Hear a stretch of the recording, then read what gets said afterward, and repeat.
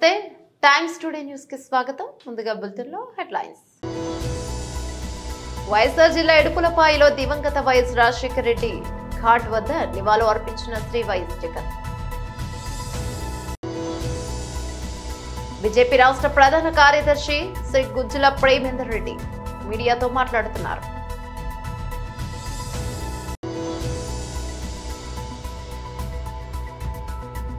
తెలంగాణ భవన్ లో క్రిస్మస్ వేడుకలు.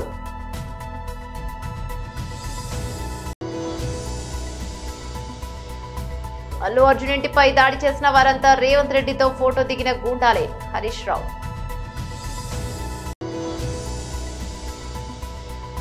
అల్లు అర్జున్ కు తొక్కిసలాట వీడియో చూపించిన పోలీసులు. వైఎస్ఆర్ జిల్లా ఎడుపులపాయలో దివంగత వైఎస్ రాజశేఖర రెడ్డి ఘాట్ వద్ద నివాళులర్పించిన శ్రీ వైఎస్ జగన్.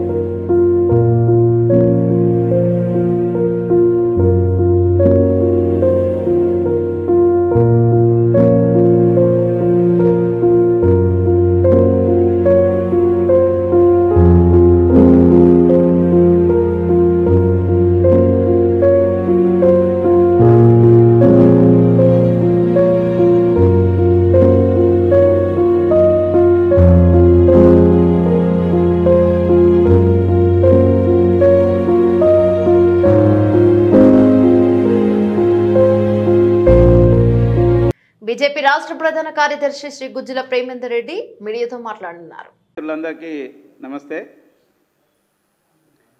నిన్న ఈరోజు భారతీయ జనతా పార్టీ జాతీయ ప్రధాన కార్యదర్శి శ్రీ సునీల్ బన్సల్జీ, బీజేపీ రాష్ట్ర అధ్యక్షులు కేంద్ర మంత్రివర్యులు శ్రీ జి కిషన్ రెడ్డి గారు, రాష్ట్ర సంఘటన ప్రధాన కార్యదర్శి శ్రీ చంద్రశేఖర్ గారు, రాష్ట్రంలో భారతీయ జనతా పార్టీ సంస్థాగత ప్రక్రియ సంఘటనా పరువు గురించి 2 రోజుల పాటుగా అన్ని జిల్లాలతోని సమూహాలుగా వారు మాట్లాడడం జరిగింది. పూర్తి స్థాయిలో రాష్ట్రంలో అత్యంత వేగంగా భారతీయ జనతా పార్టీలో లక్షలాది మంది చేరుతున్నారు. సుమారుగా ఇప్పటికే 40 లక్షలకు పైగా చేరినట్టుగా ఈ రోజు వరకు సమాచారం వచ్చింది. అదేవిధంగా దాదాపు 30,000 మందికి పైగా క్రియాశీల సభ్యులు వారు కూడా ఇప్పటి వరకు నమోదు చేసుకోవడం జరిగింది. పార్టీకి సంబంధించిన యొక్క పోలింగ్ బూత్ కమిటీలు, మండల కమిటీ, జిల్లా కమిటీల కోసం వేగంగా వాటిని ఏర్పాటు చేయడం కోసం పూర్తి స్థాయిలో ప్రయత్నాలు జరుగుతున్నాయి. వారు ఈ 2 రోజుల పాటు కూడా పూర్తిగా సమీక్ష చేయడం జరిగింది. దీంట్లో త్వరలో ఈ నెలాఖరు జనవరి 1st వీక్ లోపల ఈ యొక్క ప్రక్రియ మొత్తం కూడా పూర్తి కాగలిగే అవకాశం ఉంది. అదేవిధంగా రాష్ట్రంలో జరుగుతున్న రాజకీయ పరిణామాల గురించి కూడా వారు ఆరా తీశారు. ఈ క్రమంలో రాష్ట్ర ప్రభుత్వం కావాలని కక్ష సాధింపు చర్యతో ఈ యొక్క సినిమా హీరో అల్లు అర్జున్ విషయంలో ప్రవర్తించిన యొక్క తీరు సరిగా లేదు అనేది అభిప్రాయం వెల్లడించడం జరిగింది. ముఖ్యంగా ఎవరైతే ఆ సంధ్యా థియేటర్ తొక్కిస్లాట్లో చనిపోయిన యొక్క మహిళ పట్ల భారతీయ జనతా పార్టీ వారి యొక్క మృతి పట్ల తీవ్ర విచారాన్ని వెలిబుచ్చడం జరిగింది. వారి ఆత్మకు శాంతి చేకూరాలని చెప్పి ఈ యొక్క మేము భారతీయ జనతా పార్టీ తెలియజేస్తున్నది. అయితే అదే సమయంలో అల్లు అర్జున్ పట్ల కాంగ్రెస్ పార్టీ వ్యవహరిస్తున్న తీరు ఏమిటంటే ఇది పూర్తిగా కూడా బ్లాక్ మెయిలింగ్ లాగా కక్ష సాధింపు చర్యగా కనిపిస్తున్నది. ఎందుకనంటే వాళ్ళు ఒక్కొక్క మంత్రి ఒక్కొక్క రకంగా మాట్లాడుతున్నారు. అరే ఆ సినిమాలో ఏదో స్టోరీ ఉంది, ఆ స్టోరీలో ఉన్న సినిమాకు జాతీయ అవార్డు ఎట్లా ఇచ్చిన, మరి గతంలో కాంగ్రెస్ పార్టీ ప్రభుత్వం రాష్ట్రంలో కేంద్రంలో అధికారం ఉన్నప్పుడు అనేక సినిమాలకు అవార్డులు ఇచ్చిండ్రు. అడవి దొంగ అటువంటి వాటికి ఎన్నిటికో రకరకాల సినిమాలకు రకరకాల స్టోరీలు ఉన్న వాటికి ఇచ్చిండ్రు. మరి వాటికి ఏ విధంగా ఇచ్చిండ్రని నేను చెప్పి అడుగుతున్నా. తర్వాత ఇన్ని రోజుల నుంచి ఎందుకు ఆ అంశం మాట్లాడలేదు? మీరే ఈ సినిమాకు టికెట్లు పెంచుకోవడానికి అవకాశం కల్పించారు. మరి అటువంటి స్టోరీ ఉన్న సినిమాకు మీరు టికెట్లు పెంచుకోవడానికి అవకాశం ఎందుకు కల్పించారు? ముందు అది ప్రజలకు సమాధానం చెప్పండి. అంటే ఎక్కడో ఏదో. తెలంగాణ భవన్లో క్రిస్మస్ వేడుకలు.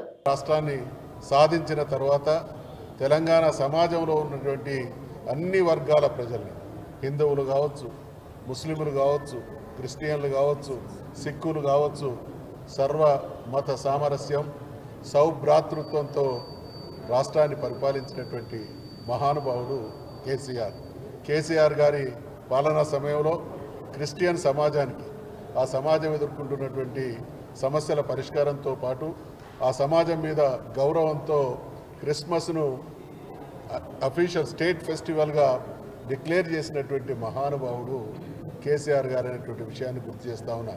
మరి ఇదే మతానికి సంబంధించినటువంటి రాజశేఖర రెడ్డి గారు ముఖ్యమంత్రిగా కొనసాగినప్పటికీ స్టేట్ ఫెస్టివల్గా వారు ప్రకటించలేకపోయారు.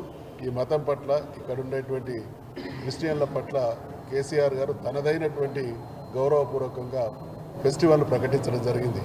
అదే సందర్భంగా బాక్సింగ్ డేను కూడా హాలిడేగా డిక్లేర్ చేయడం జరిగింది.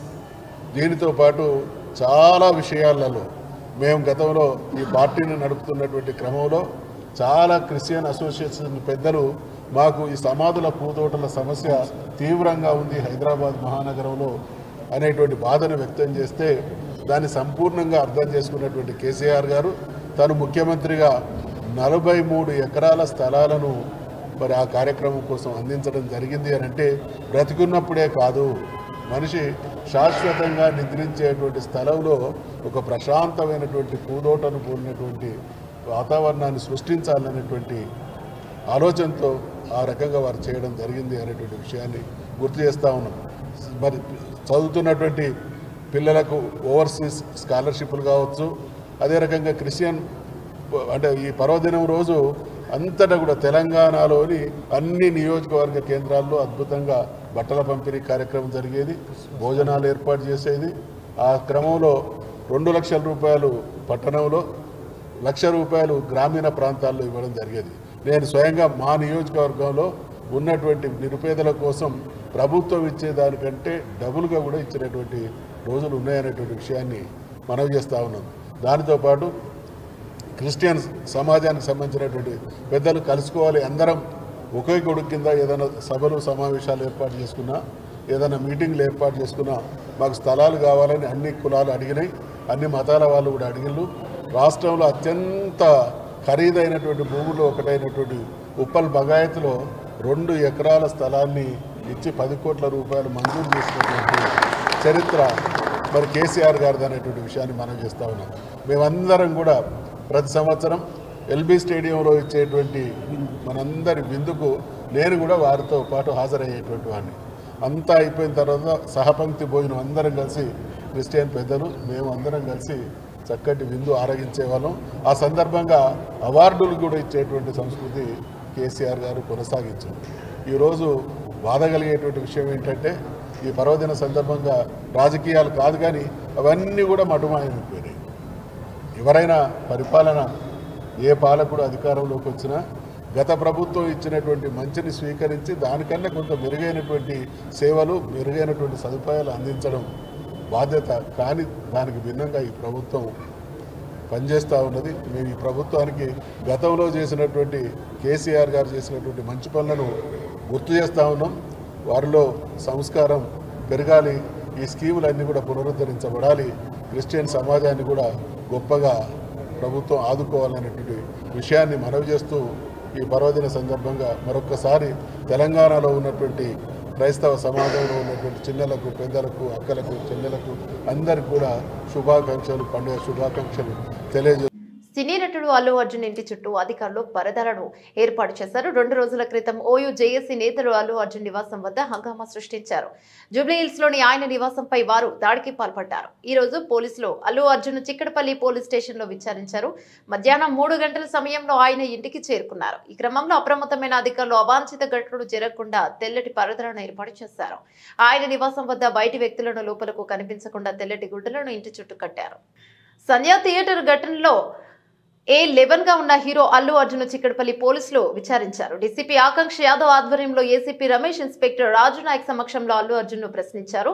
కాగా కొన్ని ప్రశ్నలకు అల్లు అర్జున్ సమాధానాలతో సంతృప్తి చెందిన పోలీసులు అల్లు అర్జున్ కు తొక్కిసలాట వీడియో చూపించగా ఆయన మౌనం వహించినట్టు తెలిసింది. ఓ ప్రశ్నకు సమాధానం తాను ఓ సాధారణ ప్రేక్షకుల సంధ్యా థియేటర్ కు వెళ్లానని అల్లు అర్జున్ చెప్పినట్టు సమాచారం. ఇక సంధ్యా థియేటర్ కు సెలబ్రిటీల రాకపై తాము అనుమతి నిరాకరిస్తూ ఇచ్చిన ఉత్తర్వుల కాపీని కూడా పోలీసులు అల్లు అర్జున్ ముందు పెట్టగా అందుకు కూడా ఆయన మౌనంగా ఉన్నట్టు తెలిసిందే. నూతన సంవత్సర సందర్భంగా తాడిపత్రి మున్సిపల్ చైర్మన్ జేసీ ప్రభాకర్ రెడ్డి ఒక వినూత్న నిర్ణయం తీసుకున్నారు. నూతన సంవత్సర వేడుకల సందర్భంగా ఎవరూ ఫ్లెక్సీలు వేయొద్దని, అలాగే తన వద్దకు ఎవరు బొకేలు తేవద్దని తెలుగుదేశం పార్టీ కార్యకర్తలకు, జేసీ అభిమానులకు తాడిపత్రి మున్సిపల్ చైర్మన్ జేసీ ప్రభాకర్ రెడ్డి సూచించారు. ఫ్లెక్సీలకు బొకేలకు అయ్యే ఖర్చును వృధా చేయకుండా తాను ఒక బాక్స్ ఏర్పాటు చేశానని, అందులో ఆ నగదును వేయమని కార్యకర్తలకు తెలియజేశారు. వచ్చిన నగదుతో పాటు ఎమ్మెల్యే జేసీ అస్మిత్ రెడ్డి సహకారంతో తాడిపత్రిలోని జేసీ పార్కులో నూతన ఆట వస్తువులు ఏర్పాటు చేయడానికి ఆ నగదును వాడతామని జేసీ తెలిపారు. అలాగే నూతన సంవత్సర సందర్భంగా తాడిపత్రిలోని జేసీ పార్కులో మహిళలకు ప్రత్యేకంగా కొన్ని కార్యక్రమాలు ఏర్పాటు చేశామని, ప్రతి ఒక్క మహిళ పాల్గొనాలని, కేవలం ఈ కార్యక్రమం మహిళల కోసం మాత్రమే జేసీ ప్రభాకర్ రెడ్డి తెలిపారు. క్రిస్మస్ శుభాకాంక్షలు. కొత్త సంవత్సరం వస్తుంది. ఎవరు కూడా దయచేసి ఎవరు కూడా ఫ్లెక్సీలు వేయకూడదు.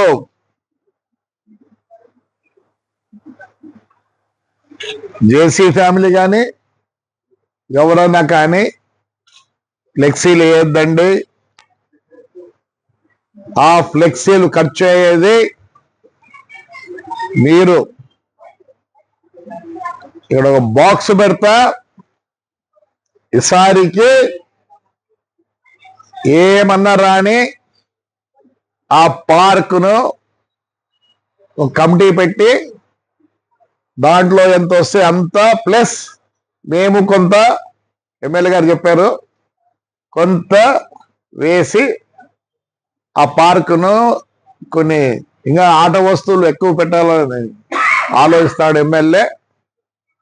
మీరు ఇస్తారో పోతారో అది వేరే కథ, కానీ ఊర్లో ఫ్లెక్సీ కనపడకూడదు. మా గురించి మీరు ఫ్లెక్సీలు వేయొద్దండి, డబ్బులు వేస్ట్ చేయొద్దండి. ఎవరన్నా ఏరో వేసుకుంటారంటే అది వాళ్ళ ఇష్టము, నేనైతే వద్దన్నా. కానీ జనవరి తర్వాత 1వ తేదీ తర్వాత ఫ్లెక్సీలు ఎక్కడంటే అక్కడ, అరే ఏంటో పెట్టేది, దానికి నేను ఒక స్థలం చూపిస్తాను, పెట్టుకోండి దయచేసి. మాకైతే వద్దు, మా ఫ్యామిలీకి వద్దు. We are all happy. మేమంతా ప్రజలు హ్యాపీగా ఉండాలనే కోరిక మాకుంది కాబట్టి ఇవన్నీ పనికిరావు. దానికి ఒక ఫ్రేము, దానికి మళ్ళీ పెద్దది 10x10 ఫ్లెక్స్ వేస్తే కనీసం 4,000 5,000 అవుతుంది. వేస్ట్ చేద్దండి. ఎవరికైనా మోజుంటే వేసుకోండి, నేనేం వద్దన్నా. 1వ తేదీ తర్వాత ఫ్లెక్సీలు కూడా ఇవి ఉన్నాయి కదా, స్టాచ్యూస్ అన్ని పెట్టారు పెద్ద పెద్ద వాళ్ళవి, దానిగా పెట్టకూడదు. మేము కొన్ని ప్లేసులు సెలెక్ట్ చేసి పెడతాం, పెట్టుకోండి హాయిగా, మేము వద్దన్నాం. ఏమే ఈ కాలంలో ఫ్లెక్సీలకు ఏంది, ఎట్లాంటి ఫ్లెక్సీ పెట్టుకుంటారు. ఏమే ప్రజలకు అంతా తెలుసు ఎవరు ఏమని. ఫ్లెక్సీ మాకైతే దయచేసి గవర్నమెంట్ ఫ్లెక్సీలు కూడా చూపిస్తాము, వేసుకోండి. ఏమే ఏదన్నా అకేషన్ ఉంటే దాన్ని కూడా సపరేట్గా ఇస్తాము. అంతేగాని ఎక్కడెక్కడ విగ్రహాలు ఉన్నాయో అక్కడ మటుకు పెట్టేదానికి లేదు. మీరు పెట్టిన పొద్దున్నే మున్సిపాలిటీ వాళ్ళు తీసేస్తారు. మీకు మోజు ఉంటే పెట్టుకోండి, మేమే వద్దన్నాం. మా గురించి అయితే వద్దు. ఏమే మేము డబ్బులు వృధాగా వేస్ట్ చేయొద్దండి. దయచేసి రేపు బాక్స్ పెడతా. పోయినసారి మీరు ఇస్తే దానికి లైట్లు 450 లైట్లు తెప్పించినాం. అవే ఇప్పుడు మున్సిపాలిటీ అంతా వాడుతా ఉంది. ఏమే పండ్లు పూలు కూడా వద్దు. ఏమి మీరు ఒకవేళ దాని మీద ఖర్చు పెట్టేటప్పుడు దీంట్లోకి వేయండి అంతే. ఇది కంపల్సరీ కాదు. దాంట్లోకి వేయాలనేది అయితే కంపల్సరీ కాదు. No flexi is allowed. 1వ తేదీ తర్వాత జనవరి తర్వాత కూడా మేము స్థలాలు చూపిస్తాం, మున్సిపాలిటీ స్థలాలు, దాంట్లోనే వేసుకోండి. ఫ్లెక్సీ వేస్తే ఒప్పుకోరు. జనవరి తర్వాత మళ్ళీ చెప్తాను. అలానే ఆర్మూర్ మండలం పెర్కిట్లో గల కస్తూర్బా గాంధీ బాలికల విద్యాలయాన్ని కలెక్టర్ రాజీవ్ గాంధీ హనుమంత్ మంగళవారం ఆకస్మికంగా తనిఖీ చేశారు. Dormitory, store room, kitchen, play ground తదితర వాటిని పరిశీలించారు. స్టోర్ రూమ్ లో నిల్వ ఉంచిన సన్నబియ్యం, ఇతర సరుకుల నాణ్యతను, విద్యార్థుల కోసం వండిన మధ్యాహ్న భోజనాన్ని పరిశీలించారు. మెనూ పట్టికలో పొందుపరిచిన వాటికి అనుగుణంగానే ఆహార పదార్థాలు ఉన్నాయా అని తనిఖీ చేశారు. పర్యవేక్షణలో అధికారిని ఎక్కడ ఉన్నారని కలెక్టర్ ప్రశ్నించగా సమ్మెలో పాల్గొంటున్నారని డ్యూటీ టీచర్ తెలిపారు. బాధ్యత కలిగిన వారు అందరూ అందుబాటులో ఉంటూ పాఠశాల నిర్వహణ పక్కగా పర్యవేక్షించాలని, విద్యార్థులకు ఇబ్బందులు తలెత్తకుండా చూడాలని కలెక్టర్ ఆదేశించారు. మెనూ ప్రకారం ప్రతిరోజు ఉడకబెట్టిన కోడిగుడ్లు అందిస్తున్నారని ఆరా తీశారు.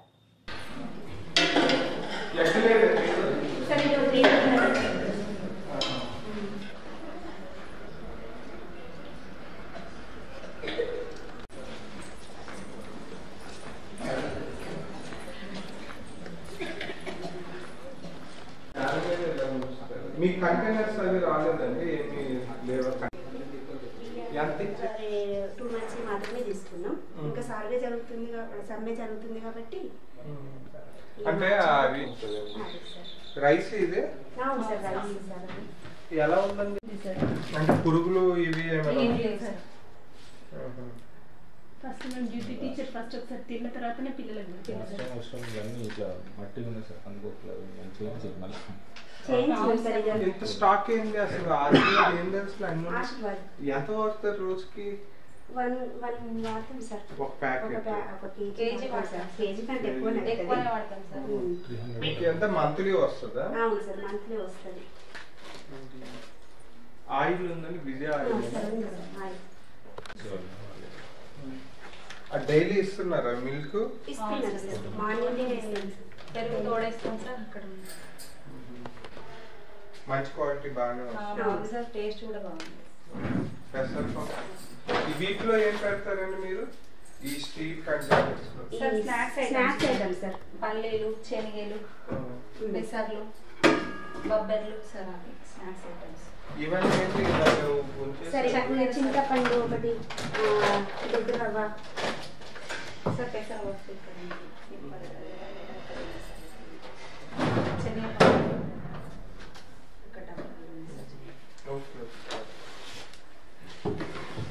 చూడండి. అంటే వీటికి కూడా కంటైనర్స్ ఏమైనా అంటే స్టోర్ కాస్త కంటైనర్స్ ఉన్నాయి ఒకసారి.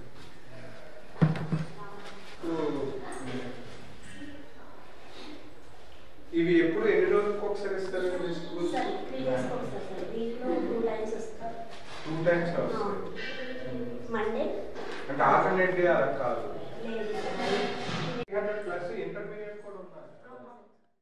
నారాయణపేట జిల్లా మక్తల్ పట్టణంలోని ఎమ్మెల్యే క్యాంపు కార్యాలయంలో ఏర్పాటు మీడియా సమావేశంలో ఎమ్మెల్యే వాక్టి శ్రీహరి మాట్లాడుతూ కేంద్ర హోంశాఖ మంత్రి అమిత్ షా అంబేద్కర్ పై చేసిన అనుచిత వ్యాఖ్యలను ఖండిస్తూ అంబేద్కర్ ను దేవుడిని మొక్కిన తప్పులేదని, బడుగు బలహీన కర్షక శ్రామికులు అంబేద్కర్ ని దేవుడిగా ఆరాధిస్తారు. ప్రజలకు రాబోయే 200 సంవత్సరాల తర్వాత కూడా ఏం కావాలో ఆలోచించి రాజ్యాంగంలో పొందుపరిచిన గొప్ప మహనీయుడు అంబేద్కర్ అని, రాజ్యాంగం గ్రంథము భారత రామాయణాల తర్వాత అంతటి గొప్ప ప్రాముఖ్యత పొందిన గ్రంథముగా అభిమానించాడు. ఇక పురాణ గ్రంథాలు భారత రామాయణాలు సంస్కారం నేర్పితే రాజ్యాంగం బ్రతుకు నేర్పుతోందని, ఎస్సీ, ఎస్టీ, బీసీ, మైనార్టీలు రాజకీయాలు నిలదొక్కున్నారంటే దానికి కారణం ఈ రాజ్యాంగమే అని, భారత రాజ్యాంగాన్ని పరిరక్షించుకునే బాధ్యత మనందరిపైన ఉంది. బాబాసాహెబ్ అంబేద్కర్ రచించిన రాజ్యాంగం ద్వారానే మన బ్రతుకులు బాగుపడ్డాయి. ఖచ్చితంగా కేంద్ర హోంమంత్రి అమిత్ షా మాట్లాడిన మాటలను వెనక్కి తీసుకొని క్షమాపణలు చెప్పాలని డిమాండ్ చేశారు.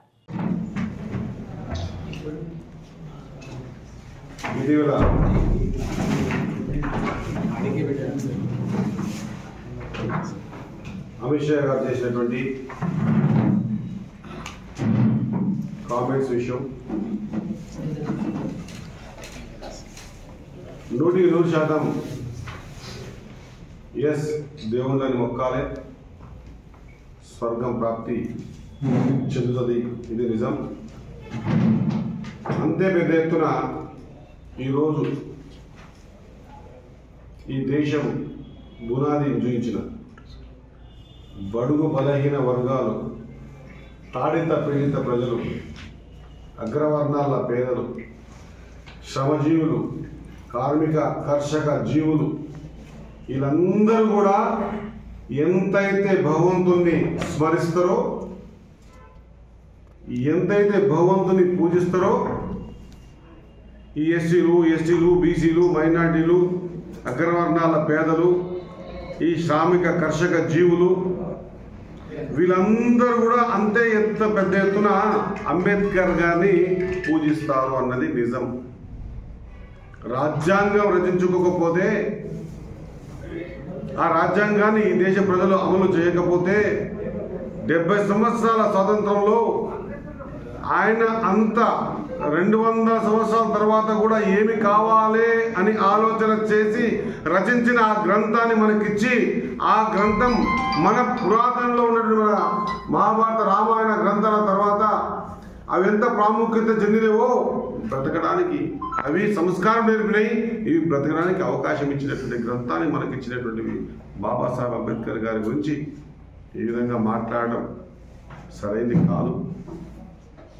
వాస్తవంగా చెప్పాలంటే ఈరోజు మాలాంటి మారుమూల నియోజకవర్గాలైనా, నాలాంటి ఎస్సీ ఎస్టీ బీసీ మైనార్టీలైనా ఈరోజు రాజకీయ పరంగా అంచెలంచెలుగా ఎదిగి ఈరోజు సొసైటీలో నిలబడగలుగుతున్నాడంటే, నిలబడ్డా కూడా ఇంకా 100 రకాల అవమానాలు పడుతున్నా కూడా నిలదొక్కునే శక్తినిచ్చినటువంటి గ్రంథమే మన భారత రాజ్యాంగం రచించుకున్న అంబేద్కర్ రాసినటువంటి గ్రంథం అన్నమాట గుర్తుపెట్టుకోవాల్సిన అవసరం ఉంది.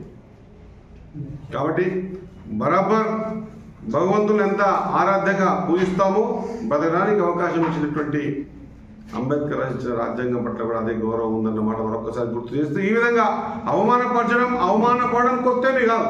కానీ ఈనాడు మనం చూస్తూ ఉన్నాం, ఖచ్చితంగా ఈ అవమానాలన్నీ కూడా ఎందుకు పడతా ఉన్నాయంటే, ఖచ్చితంగా 100% దీని ద్వారా చైతన్యవంతులమై బయటకు. వైఎస్ఆర్ జిల్లా ఎడుపులపాయలో దివంగత వైఎస్ రాజశేఖర రెడ్డి ఘాట్ వద్ద నివాళులు అర్పించిన శ్రీ వైఎస్ జగన్. బీజేపీ రాష్ట్ర ప్రధాన కార్యదర్శి శ్రీ గుజ్జుల ప్రేమేందర్ రెడ్డి మీడియాతో మాట్లాడుతున్నారు.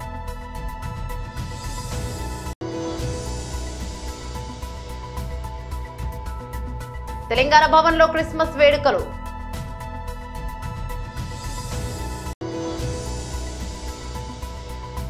అల్లు అర్జున్ ఇంటిపై దాడి చేసిన వారంతా రేవంత్ రెడ్డితో ఫోటో దిగిన గూండాలే హరీష్ రావు.